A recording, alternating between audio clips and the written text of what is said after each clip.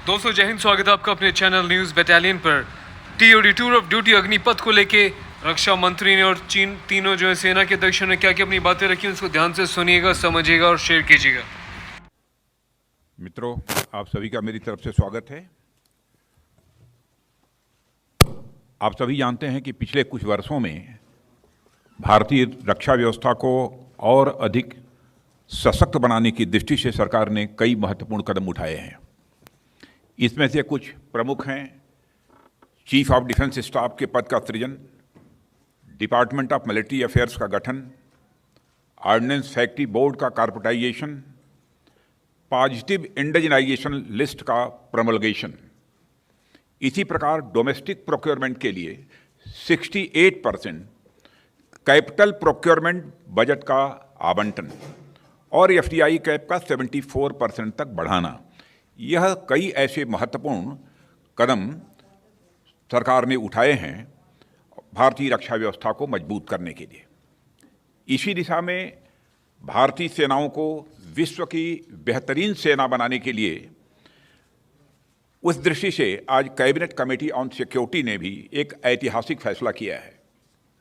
आज का अग्निपथ नामक एक ट्रांसफॉर्मेटिव योजना हम ला रहे हैं, जो हमारी आर्म्ड फोर्सेस में ट्रांसफॉर्मेटिव चेंजेज लाकर उन्हें फुली मॉडर्न और वेल इक्विप्ड बनाएगी।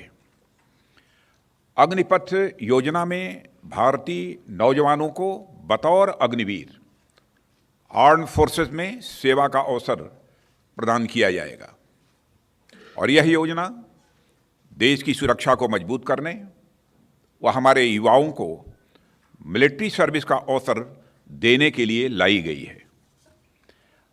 आप सब मेरी इस बात से जरूर सहमत होंगे कि संपूर्ण राष्ट्र, खासतौर पर हमारे नौजवान, आर्म्ड फोर्सेस को सम्मान के नज़रिए से देखते हैं। अपने जीवन काल में कभी न कभी प्रत्येक बच्चा सेना की वर्दी धारण करने की वह तमन्ना रखता है।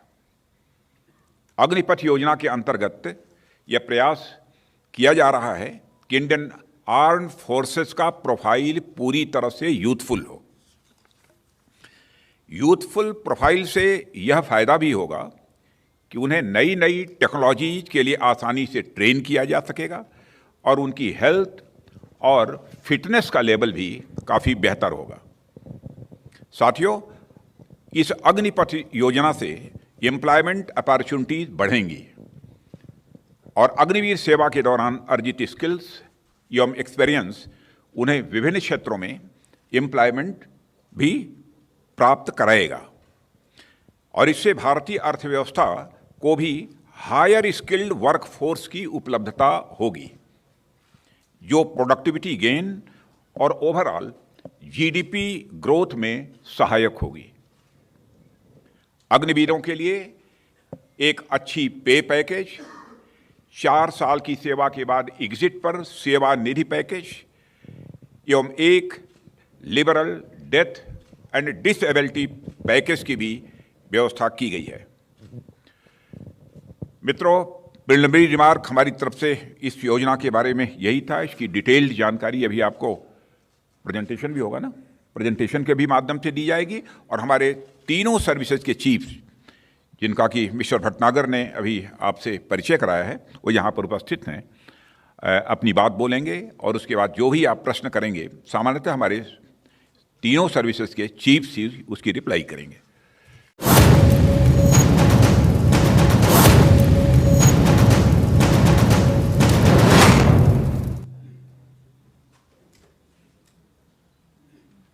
नीड और नेसेसिटी के आधार पर हमने भारतीय सेनाओं के लिए एक लक्ष्य रखा है, जिसमें इनटेक एंड रिटेंशन की प्रक्रिया को नया रूप दिया है। Why? With a view to evolve एक युवा, गतिशील, भविष्यवादी, विविधता से भरी सैन्य शक्ति। क्या होगा? We will provide opportunity to the youth to serve the nation for short and long duration as Agniveers. भारतवासियों में देश की सेवा करने का एक भावना है, जिसको चैनलाइज करने का मौका देना हम सबका कर्तव्य है। भारतीय सेना की प्राउड लेगेसी, बलिदान, कर्तव्य plus today's young India, unstoppable combat power. We are giving youth a chance for both long and short duration military service. Armed forces में युवा प्रोफाइल की नेसेसिटी है, जैसा कि अभी हमारे रक्षा मंत्री ने बताया। हमारी आज की एवरेज एज तकरीबन 32 साल है, जो आगे आने वाले टाइम पे ये 26 चली जाएगी, 6 से 7 साल में। In order to transform the armed forces into youthful, tech-savvy, modern, there is a need to harness the youth potential and make him a future-ready soldier.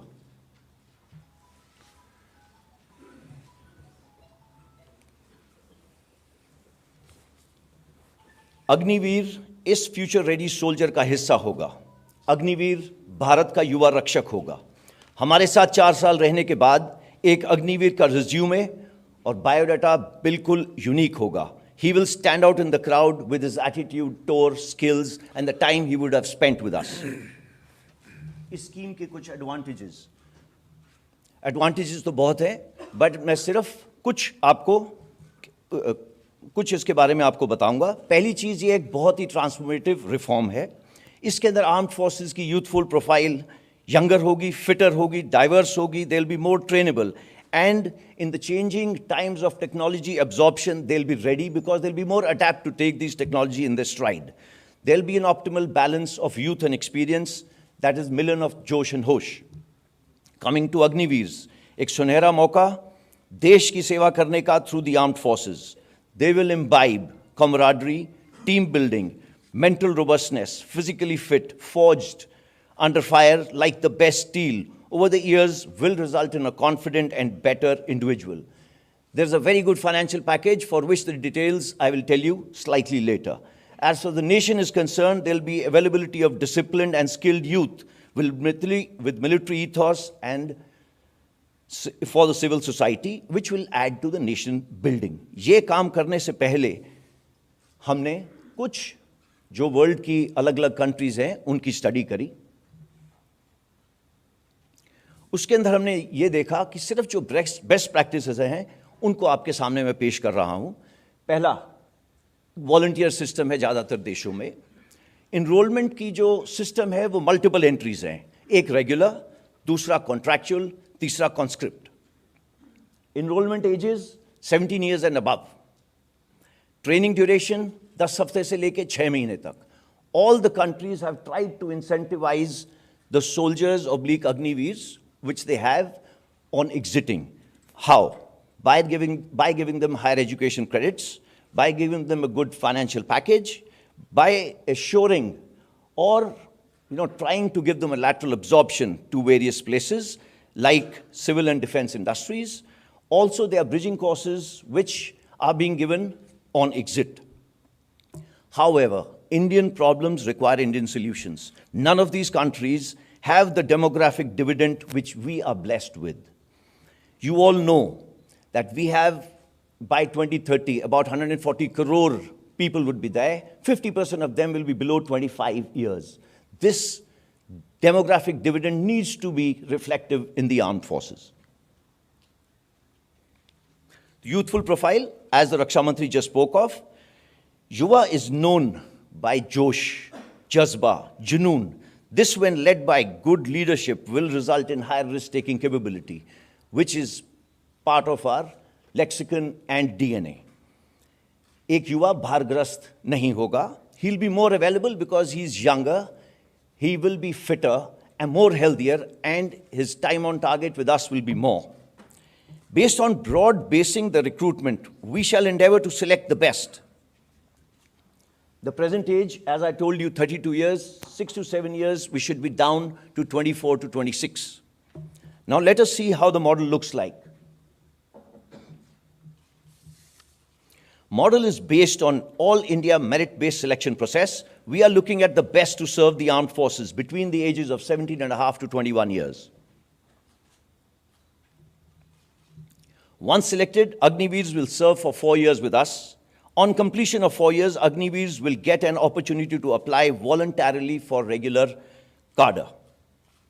Based on merit, organizational requirement, up to 25% shall be selected from that batch And for that, we are developing a robust assessment system which will be transparent, objective, automated, and centrally maintained. So every Agniveer will receive who is selected, who is not, but Agniveers can apply for being retained. Now let us see the terms and conditions which have been specially made for this Agnipath scheme. Recruitments will be part of the Agnipath scheme, open to men, and progressively, based on the service requirement, will be open to women. As far as the medical and physical fitness standards are concerned, they will be as per extent norms. Educational qualifications is 10th and 12th, which are the terms and conditions based on the service requirement. System is being put in place that every 10th class student who joins us we will try and give him a 12th class certificate by the time he leaves us. There is a very unique package created specially for the Agniveers by the Ministry of Defense and Ministry of Finance, which is called the Seva Nidhi package. And just to explain you a little, every Agniveer who joins, like me, for the first year, he gets 30,000 to start with, out of which 30% he'll contribute towards his own package, which works out to about 9,000. The government is going to put another 9,000 towards this. It works out to about 18,000. Over this, there will be about the standard EPF/PPF provisions, which works out. All that in the first year works out to about 4.76 lakhs in his first year. As he goes along, growing with us, he will be finishing at about 40,000 in his fourth year. That works out to about 6.92 lakhs in his fourth year. Besides that, risk and hardship and other allowances as applicable to the people sitting on your left in uniform, the same is applicable to him. The main thing, everything is income tax exempt. After the end of 4 years, Agniveer can volunteer for regular service or an entrepreneur based on the foundation of this package. This is what he's getting when he's exiting. This is not his pay. This is what he will save and get. Out of this, his own money is 5.02 lakhs. Rest is the government/interest component. देश की रक्षा करते वक्त अगर किसी अग्निवीर ने सर्वोच्च बलिदान दिया तो वो या वो डिसेबल हुआ, उसके लिए प्रावधान स्कीम में करा गया है. There is a non-contributory insurance being kept for every Agniveer, which will work out to about 1 crore. Plus, he will get his full pay for the unserved portion, just in case he gets disabled anytime during his 4-year tenure. We have made schemes for that also. Of course, along with this, there will be full pay for the unserved portion and Seva Nidhi package as on date with interest. ये scheme यहां खत्म नहीं होती. We will be endeavoring to raise the technical threshold by getting recruitment done through the ITIs. Impetus will be given to self-employment and entrepreneurship. Focus for in-service skilling, skill certificate, tailor-made bridging courses are being designed for them. The first rally of the Agniveers will start 90 days from today. This is indeed a transformational scheme aimed to empower the armed forces. It is an opportunity for all of us to embrace new concepts, collaborate to enhance our war-fighting capability using whole of the government approach, जिसमें सभी की भागीदारी हो. अब मैं request करूंगा air chief marshal V R. Chaudhari को कि वो अपने विचार आपके साथ शेयर करें. जय Hind. Good afternoon, ladies and gentlemen. The armed forces of this nation are the first responders to any external threat, standing firm on the ground, in the air, or on the sea. The primary source of strength are the personnel who man the machines of war, and the Agnipath scheme would give all eligible citizens an opportunity to join the armed forces as Agniveers. The Agniveers who will form a part of the Indian Air Force are going to be an inherent component of an organization that prides itself on its core values of mission, integrity, and excellence. These core values equip our men and women with the knowledge, ethos, and pride to render service to the nation and forms the bedrock on which professional attitudes and beliefs that characterize an air warrior are formed. Agniveers, by virtue of the tailored training that will be accorded to them, combined with a robust and resilient unit ethos and work culture, will imbibe these very values. The youth of the country today have an education and skills that allows them to adapt quickly to fast-changing technology-based environment. They are adept at understanding and using technology and are aligned to the future needs. The Indian Air Force is looking to tap into this source of dynamic young people, train and expose them to high technology environment of the Indian Air Force, and hone their skills for future employment. The new scheme therefore gives the Air Force an opportunity to draw from the vast pool of talent available in the country so that they can serve in the nation's armed forces with pride.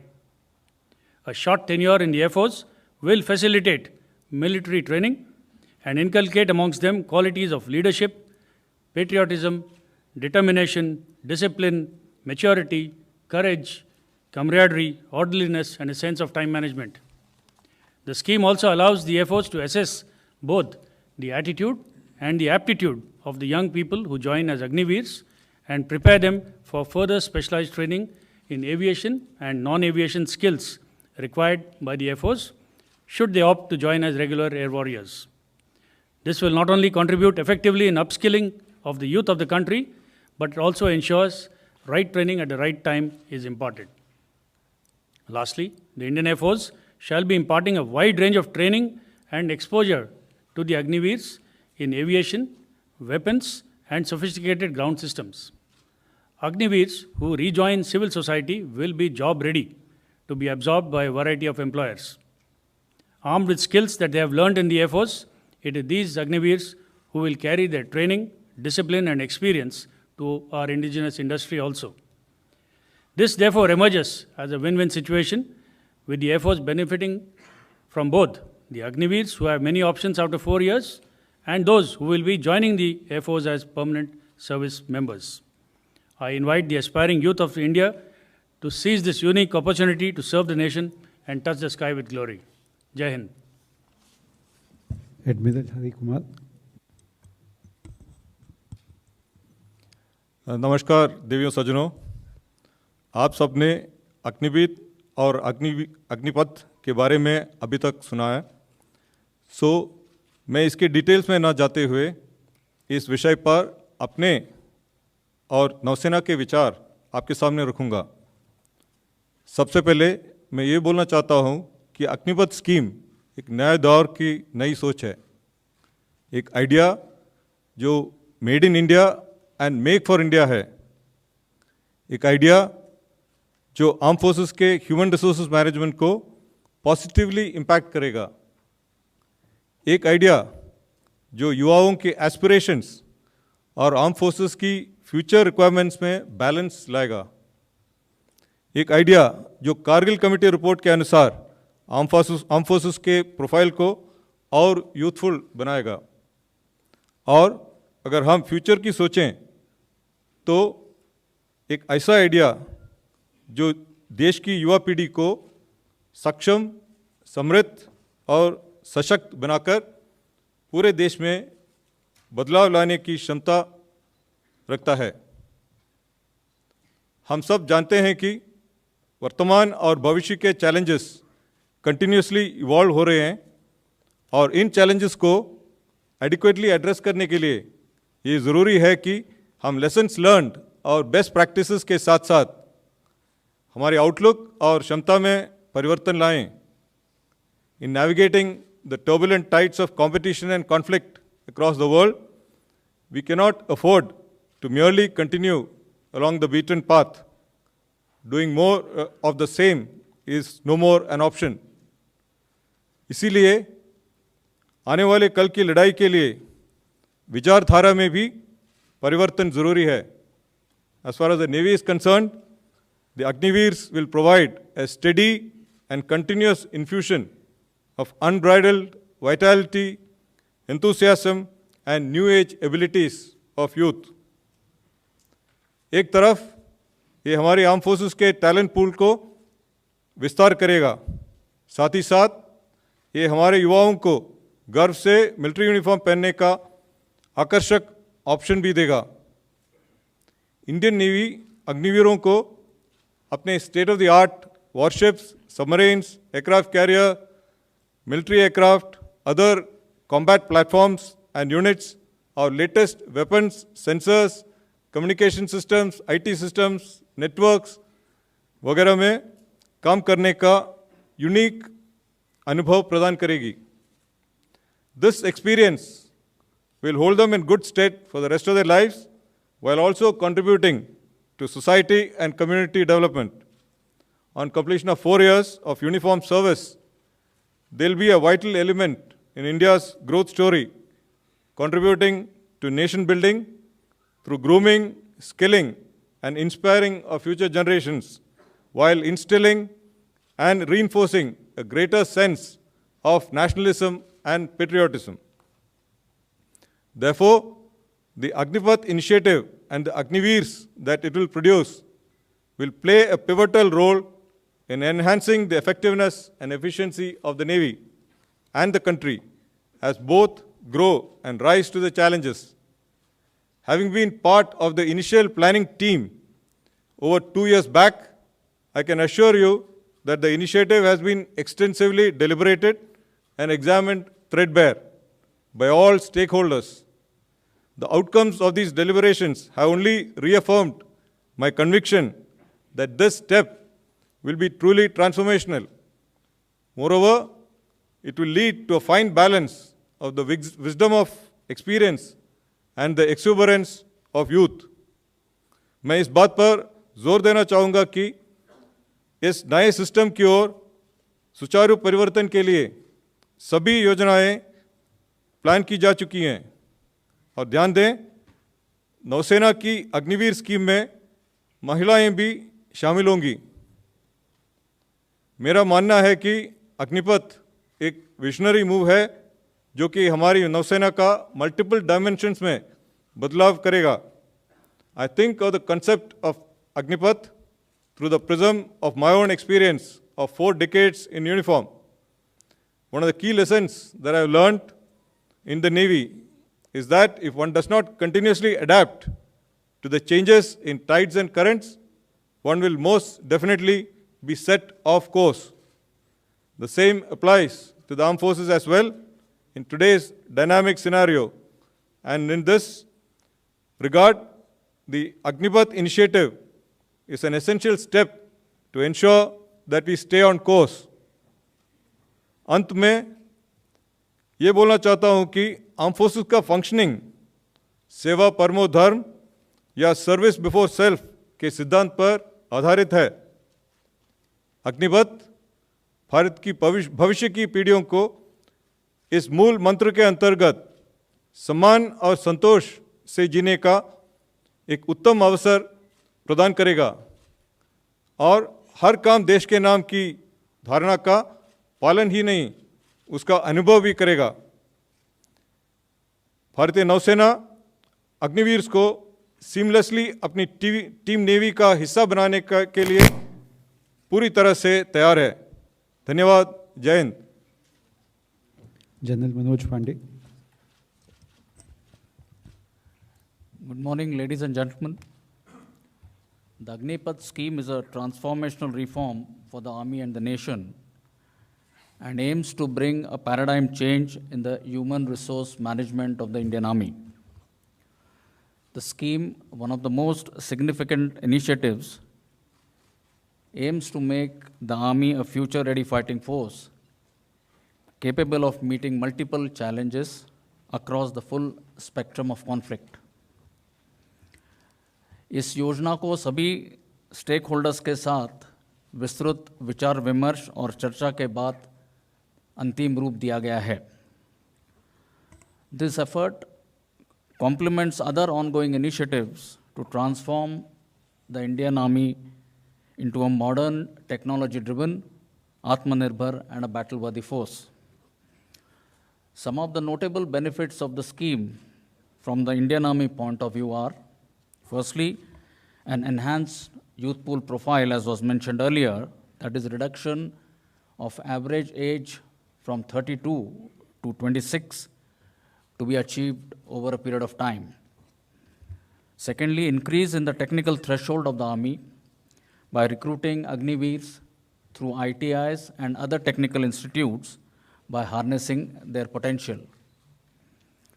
The scheme, we believe, will attract young talent and motivated youth with the right skill sets to join the Army. It will also result in increased availability of medically and physically fit personnel at the cutting edge level of field units. It will also ensure better utilization of recruit training period, resulting in enhanced availability of soldiers to the field army. It will also help us in maintaining an optimum balance between the youth and experience. A wider recruitment base will provide equal opportunities to youth from all parts of the country to join the Army. The screening and selection, based on a sound, fair, transparent, and a robust assessment system, will ensure that the Army retains the best of the best for a longer serving duration, and these personnel will form the core of our organization. The Agniveer, leaving after 4 years, will be empowered with suitable skills and financial means and carry a unique resume, as was alluded to earlier, that will significantly enhance his value and employability in the civil society. The new process heralds a paradigm shift in our recruitment process and will necessitate changes in the way we impart training to our recruits and soldiers in enhancing their combat potential. मैं सभी को आश्वस्त करना चाहता हूं कि recruits के लिए लागू मिनिमम फिजिकल, मेडिकल और प्रोफेशनल पैरामीटर्स को सुनिश्चित करने के लिए हमारे द्वारा अपनाए गए मापदंडों पर कोई समझौता नहीं किया जाएगा. We will institute a fair, transparent and scientific method in screening the initial intake for 4 years and apply similar yardsticks to select those who will get enrolled. मैं इस बात पर भी जोर देना चाहता हूं कि थल सेना अपने गौरवशाली विरासत, इतिहास, परंपरा, सैनिक मूल्यों और संस्कृति, जो कि कोहेसिवनेस, कामरेडरी, एस्पिरिट डेकोर और नाम, नमक और निशान के मूलभूत सिद्धांतों पर आधारित है, को पूरी तरह बरकरार रखेगी.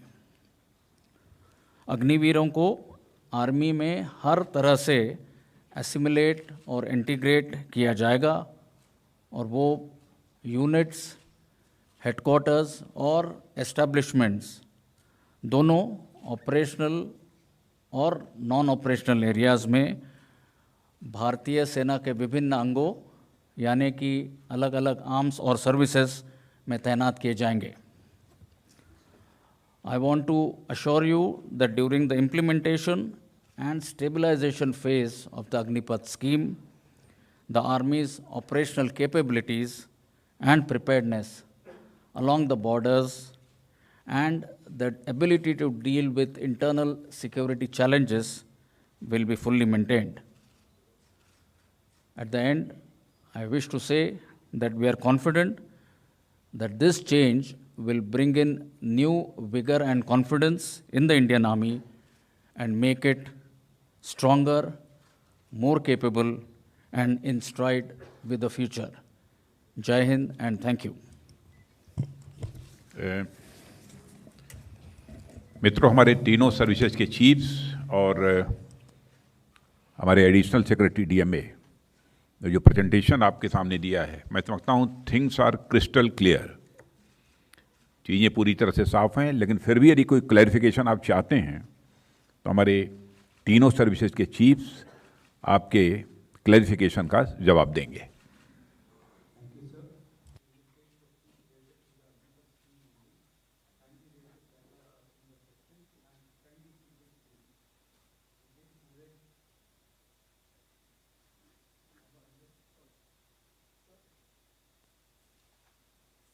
So I'm Rahul Singh from Hindustan Times. My question is to the Army Chief. So this scheme has been at the center of an intense debate in the recent months, with a lot of people pointing out the advantages and the disadvantages. Now, one thing which a lot of veterans have pointed out is that this Agnipath scheme, or the All India All Class recruitment model, will strike at the very foundation of the regimentation system, which is time tested and has worked very well for us. So do you see any kind of issues related to morale, cohesion, or discipline with the introduction of these schemes? Right. Let me start by mentioning that Indian Army is largely all India, all class. Even today, 75% of our units already have an all India, all class composition. A limited number of units are based on class composition. Also, I must mention that the regimental system and class composition, though interlinked, are two different concepts. We need to understand that the basic aim of recruiting Agniveers on an all India, all class basis is to widen the recruitment base and provide equal opportunity to youth of the country, across the country, to serve the nation. Regimentation, I feel, is dealing from this endeavor.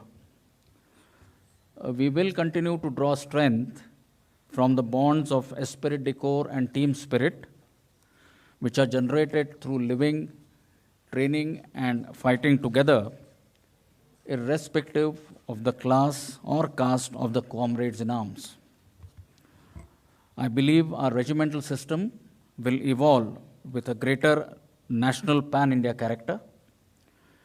Gradually, the class-based character of certain units and regiment that have a fixed composition today is expected to evolve into an all-India, all-class structure in the future.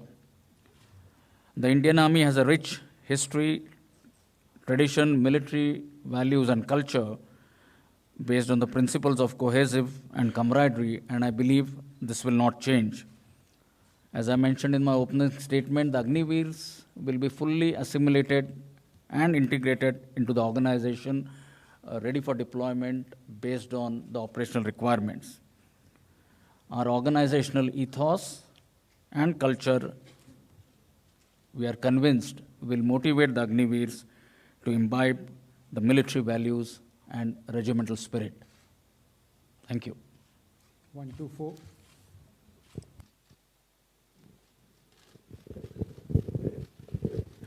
Hi morning sir, मेरा नाम आशीष है, मैं TV9 से हूँ। मेरा question admiral Hari Kumar से है कि सर, ये शॉर्ट ड्यूरेशन के लिए अग्निपथ स्कीम के अंडर में जब लोगों को डिप्लॉय किया जाएगा, स्पेसिफिकली चाहे वो शिप्स हों या फिर ऑफशोर यूनिट्स हो, तो वहाँ पर भी जो यूनिट्स ऑलरेडी डिप्लॉयड हैं, जो मेन एंड वीमेन डिप्लॉयड हैं, तो उन्हें उनके मोरल और उनके मोटिवेशन पे ये फ़र्क नहीं पड़ेगा कि मेरे साथ में जो है या फिर जो कुछ लोग हैं वो केवल कुछ महीने या कुछ साल के लिए हैं, तो उसके मैनेजमेंट के लिए क्या कुछ सोचा गया है स्पेसिफिकली शिप जैसे एक प्लेटफॉर्म के लिए?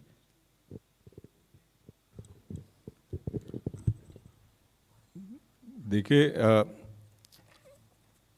हमारी ओपिनियन में ये it will only impact positively.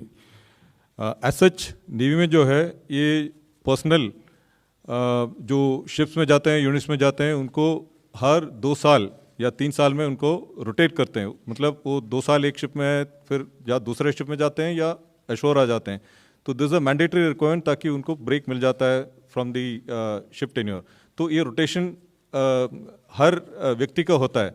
तो इसलिए दी यूनिट कोहेशन जो आप बात करते हैं, it is not depending upon the longevity in a unit or the amount of time that is spent in a unit.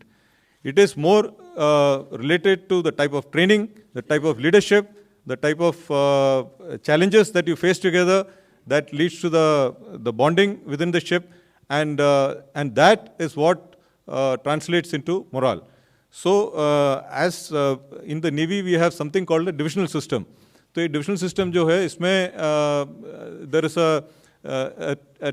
a team of about 11 personnel form a division, and in that there is it is headed by a divisional senior sailor, and a divisional officer. So they look after them both professionally as well as personally. They know them well, and the interaction happens almost 24/7 whenever they are in their action post or when they are doing partnership work and so on. So this is a time-tested system, and which helps to bring in the new Agniveer into the ship and help him to integrate and assimilate well. So therefore, we don't see any problem or any difficulty in inducting them into the combat platforms. Thank you. 63. Sir, I'm Shivani Sharma from Times Now Navbharat, and my question is for the Army Chief. There have been a lot of concerns, especially from the veterans, on the short span and the issues that might concern the attachment level. What are the other challenges that the scheme poses to the Army, and what is the roadmap or the strategy that you have planned to implement it? Thank you for the question.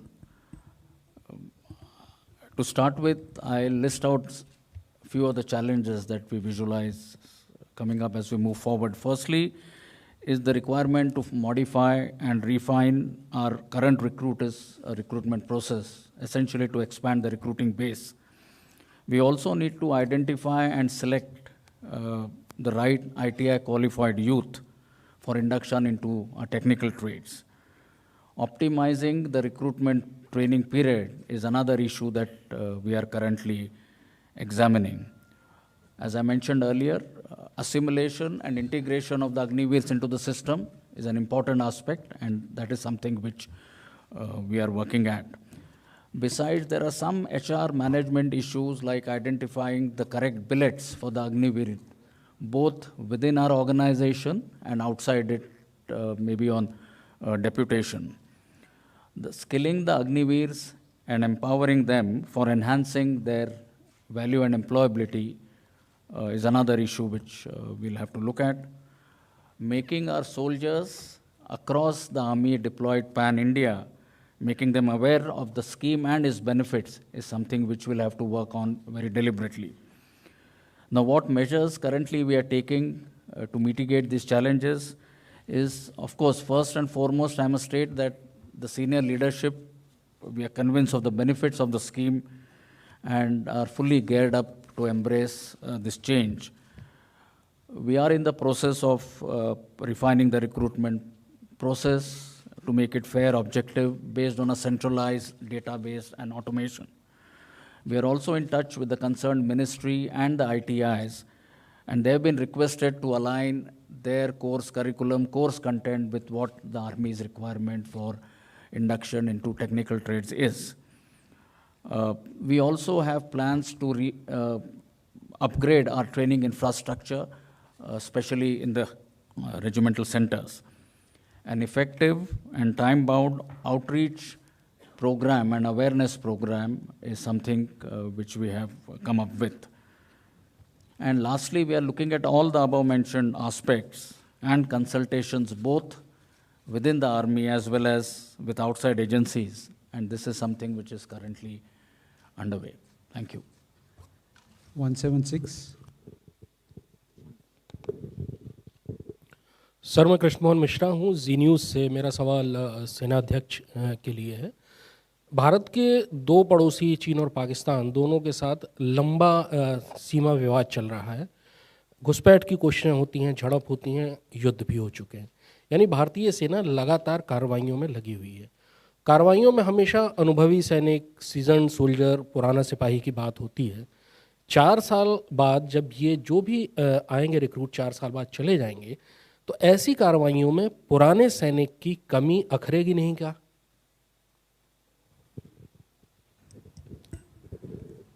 धन्यवाद। सबसे पहले मैं कहना चाहूँगा कि दोनों technology के इस्तेमाल और हमारे ट्रेनिंग के तरीकों को में बदलाव लाने के पश्चात मेरा मानना है कि जो हमारे स्किल सेट्स या कैपेबिलिटीज़, इंडिविजुअल कैपेबिलिटी एक जवान के साथ होनी चाहिए, वही एक अग्निवीर के साथ भी होगी। और वो भी जो ऑपरेशनल चुनौतियाँ हैं जिसका जिक्र आपने किया है, उसका मैं मानता हूं कि बड़े सफलतापूर्वक सामना करने के लिए वो तत्पर रहेगा। आप जानते हैं सेना में हमारे ट्रेनिंग स्टैंडर्ड्स बड़े साफ तौर से तय किए जाते हैं और एक सिस्टम के ज़रिए इसको कंटिन्यूसली मॉनिटर और टेस्ट भी किया जाता है। तो इसके चलते मेरा मानना है कि जो प्रोफेशनल स्टैंडर्ड्स एक अग्निवीर के रहेंगे 4 साल बाद, उसमें कोई डाइल्यूशन या उसमें कोई समझौता नहीं किया जाएगा। और जैसे मैंने बताया, अग्निवीर अपने 4 साल के ट्रेनिंग के दौरान बड़े आसानी से और सरलता से हमारे ऑर्गेनाइजेशन या आर्मी की यूनिट्स में जुड़ जाएंगे और आवश्यकता अनुसार जहाँ पर भी ज़रूरत पड़े पाकिस्तान बॉर्डर और चाइना बॉर्डर पर इनको हम तैनात करेंगे।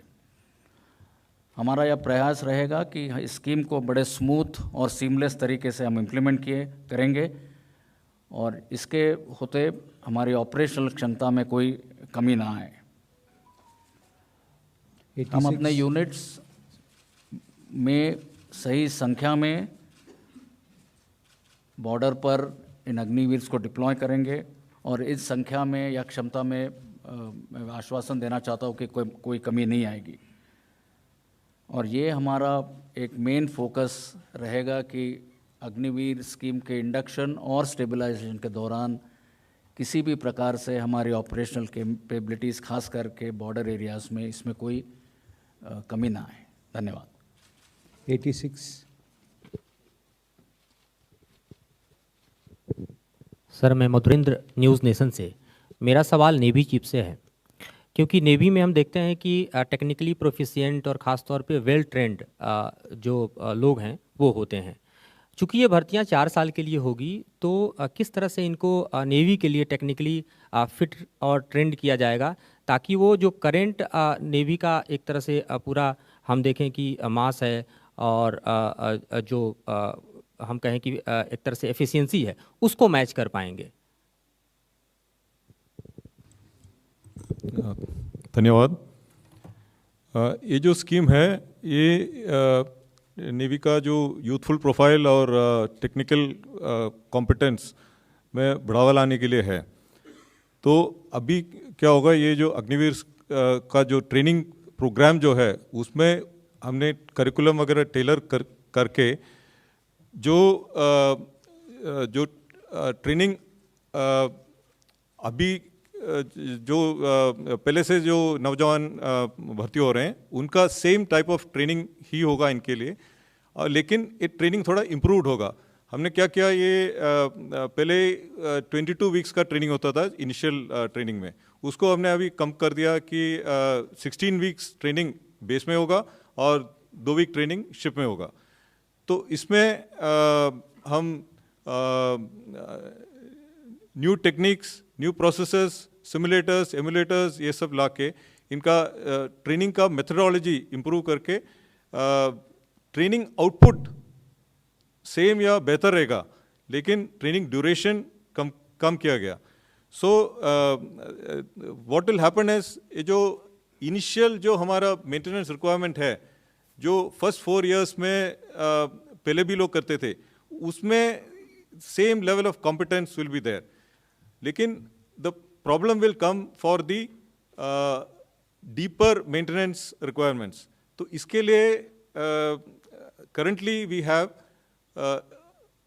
trained personnel called artificers, तो जिनका ट्रेनिंग होता है करीब 2-2.5 साल ट्रेनिंग एस्टैब्लिशमेंट में होता है और उसके बाद वो जहाज़ में जाके काम करके फिर प्रोफिशिएंट हो जाएगा और इक्विपमेंट रिपेयर करना वगैरह शुरू कर देता है। तो इसमें again we are looking at a complete change. इसमें 2 तरीके से हम we are bringing in improvements. एक तो ITI क्वालिफाइड अग्निवीर्स को एनरोल करेंगे, जिसमें से ये फ़ायदा होगा कि ITI ट्रेंड जो है उसका ऑलरेडी बेसिक टेक्निकल नॉलेज काफ़ी अच्छा है, तो उसको जहाँ 2 साल का 2 या 2.5 साल का ट्रेनिंग पहले होता था, उसको अभी बस 6 मंथ्स का एडिशनल ट्रेनिंग दिया जाएगा on specific equipment which is there on board ship और सबमरीन और एयरक्राफ्ट एटसेट्रा। दूसरा मेथड जो हम अभी इम्प्लीमेंट कर रहे हैं, that is known as the Navy Entry Artificer Scheme. That means जो ऑलरेडी नेवी में है और या अग्निवीर भी हो सकता है, लेकिन वो 4 साल के बाद या 5th ईयर में उनको ये आर्टिफिसर ट्रेनिंग दिया जाएगा, तो they will become qualified to undertake deep repairs of the equipment. So इस तरीके से हमारे ख्याल से there will be no reduction in the technical competency, बल्कि we feel that will be much more effective. And in fact we are all, Navy is also looking at a concept called operator maintainer. मतलब जो operator है, maintainer है, वो equipment को operate भी कर सकते हैं. तो this is a new manning plan that we are looking at in the navy. धन्यवाद. Number 60, but before that I want to say that many media friends are calling this scheme as tour of duty. That is incorrect. This is the Agnipath scheme.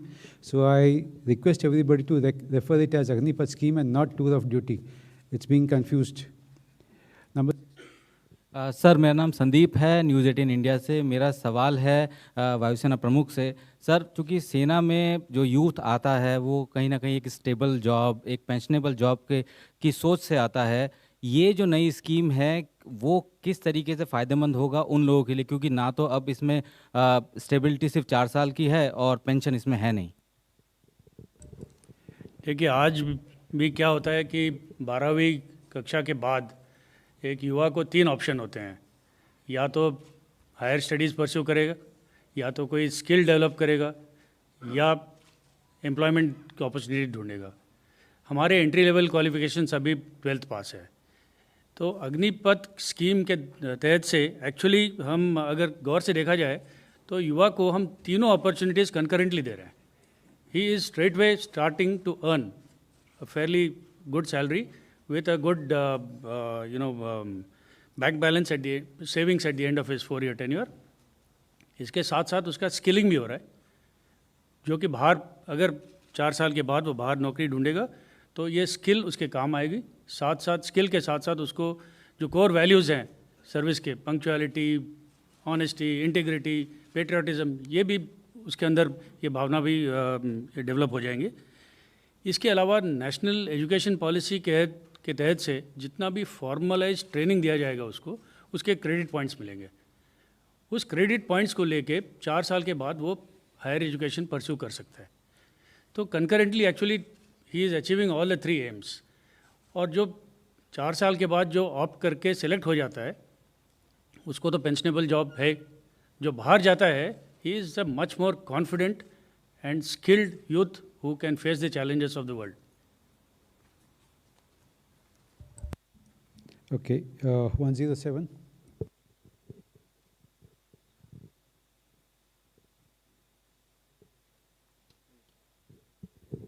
Sir, Neeraj Rajput, ABP news. Sir 107. Sir, मेरा सवाल नौसेना प्रमुख से है. एक तो उन्होंने कहा कि अग्निवीर में अब महिलाएं भी शामिल हो सकेंगी, सही है क्या? अभी तक तो सिर्फ अधिकारी रैंक पे थी. और दूसरा ये कि जो अगर नौसैनिक जो अग्निवीर आएगा, और अभी हम लोग देखते हैं कि नेवी की जो ट्रेनिंग है बहुत ज़्यादा स्पेशलाइज्ड है, चाहे हम लोग वॉरशिप की बात करें, सबमरीन्स की बात करें, और एविएशन भी है. तो क्या ये जो ट्रेनिंग होगी 6 महीने की, क्या वो उसके लिए काबिल होगा इस तरह की टेक्निकल जॉब के लिए करने के लिए? क्योंकि अभी हम लोग देखते हैं कि जो नौसैनिक है वो ट्रेनिंग के बाद भी जो सर्विस में रहता है उसकी ट्रेनिंग स्किल जो है बढ़ती रहती है. तो क्या कहीं ना कहीं ये एक डिसएडवांटेज हो सकता है अग्निवीर के लिए? धन्यवाद. देखिए, ये नौसेना में अभी सिर्फ विमेन ऑफिसर्स हैं. तो जिस अग्निवीर स्कीम के साथ हम विमेन सेलर्स को भी एनरोल करेंगे, तो एक मेजर स्टेप है. और हमारा अभी इसका सब तैयारी हो चुकी है, और इसमें हम कोई दिक्कत नहीं, हमें कोई डिफ़िकल्टी नहीं होगा.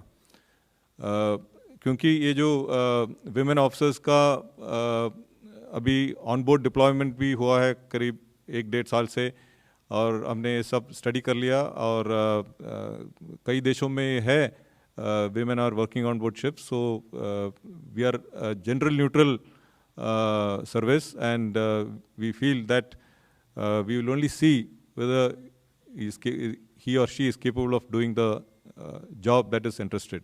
So we are welcoming this women joining in the ranks. The aspect of training जो आपने बोला है, training is something that that is continued beyond the initial training as well. What I had explained earlier was that the basic training is what is planned is of 16 plus 2 weeks on board, that is about 18 weeks. तो इसके बाद उसका professional training होता है, तो वो अभी भी होता है. Only thing is professional training का ड्यूरेशन जो है हमने रिड्यूस कर लिया. तो the thought process behind the training behind this is that the training should be adequate and just in time. There is no point in over training a person. So first हम उसको basic training कराएंगे, that is 16 plus 2 weeks. उसके बाद there will be another 16 weeks of training for professional work. That is whether he is a gunnery rate, or whether he is a anti-submarine warfare rate, or whether he is an electrician, or he is a mechanician, etc. तो इसके हिसाब से उसको training दिया जाएगा. Then he will go on board ship. So thereafter he will be available for another almost 3 years plus to serve the ship, and thereafter he can decide whether he wants to continue and become a permanent sailor in the Navy, or he wants to use the experience and go and contribute in the nation outside. So हमारी तरफ से we feel that there will be the training will be adequate, क्योंकि अभी भी जो हमारे जो sellers हैं उनका यही ट्रेनिंग है in the first 4 years.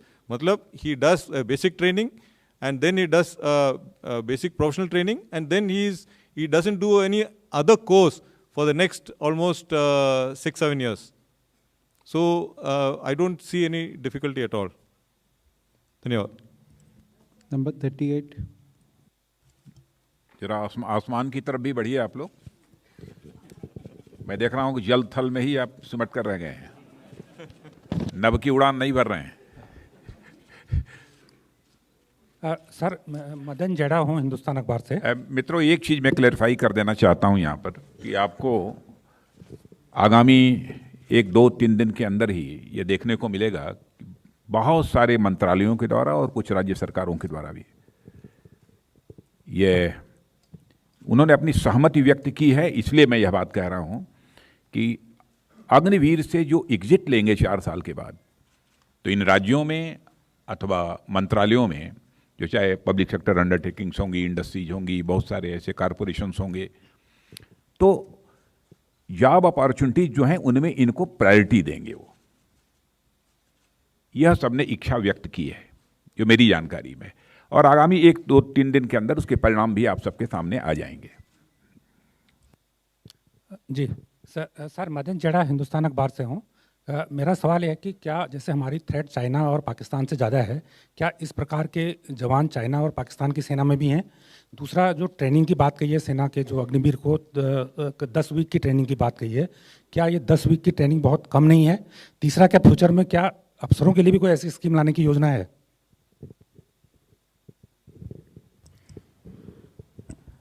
जैसे एडिशनल सेक्रेटरी डीएमए ने अपने शुरू के संभाषण में बताया था कि ये जो अग्निपथ स्कीम का मॉडल है, इसको बाकी सेना या बाकी कंट्रीज़ की डिफेंस फोर्सेस में जो मॉडल है उसको स्टडी करके पूरे अध्ययन और डिटेल एनालिसिस के बाद इसका रूप तैयार किया गया है. And that is how the best practices which are there in other armies and other defense forces have been incorporated in this scheme, which is tailor-made to meet our conditions.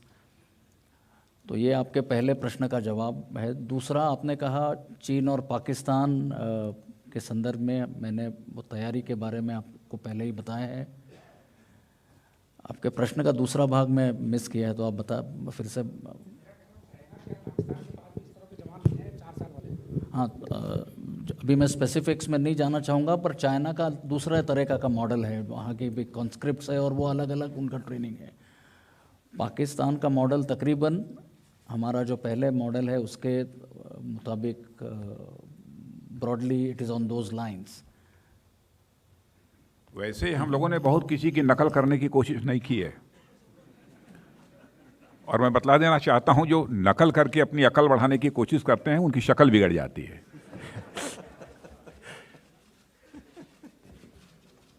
ये है, ठीक है, स्टडी किया है, क्या है structure, कैसे selection का क्या प्रोसेस है, दूसरी कंट्रीज का भी स्टडी किया है हम लोगों ने, लेकिन बहुत सोच समझकर इस कंट्री के इंटरेस्ट में, यहाँ के नौजवानों के इंटरेस्ट को देखते हुए यह फैसला किया गया है।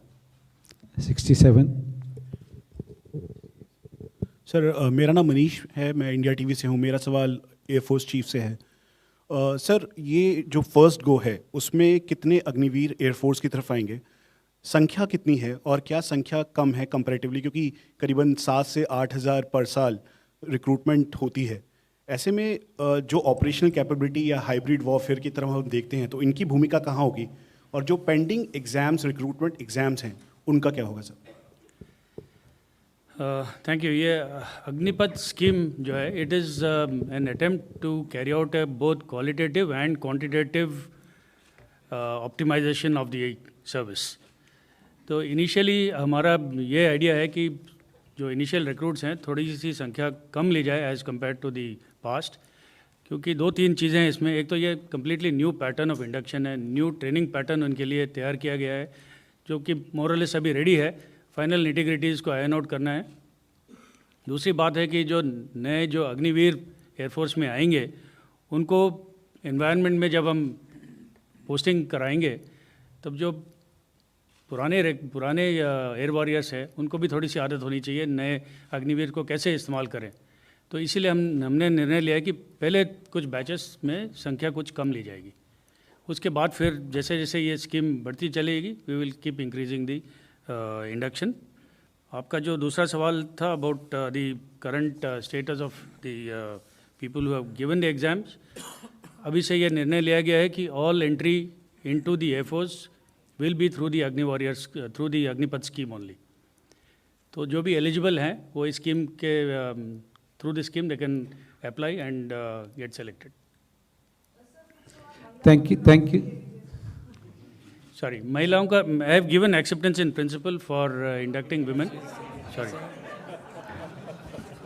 Okay, we take this last question.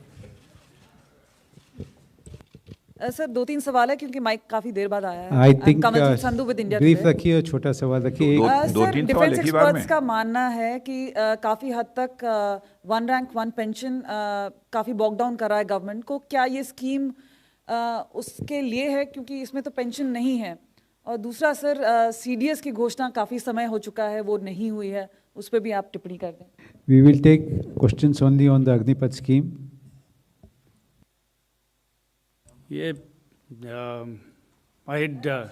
Okay, अच्छा मुझसे पूछ रही हैं, मैंने तो बोलना बंद कर दिया है। सीडीएस की नियुक्ति बहुत जल्दी होगी, सारी चीजें अंडर प्रोसेस हैं। क्या बात है, वन रैंक वन पेंशन। मैं समझता हूं कि इतनी शानदार इस स्कीम को संदेह के नजरिए से मत देखिए। इस देश की राष्ट्रीय सुरक्षा व्यवस्था को सुनिश्चित करने के लिए ही यह कदम उठाया गया है। हमारी यूथफुलनेस हो हमारी फोर्स के अंदर, इस बात को ध्यान में रखकर यह फैसला लिया गया है।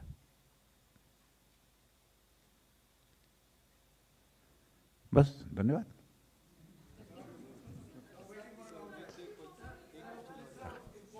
Okay, 257.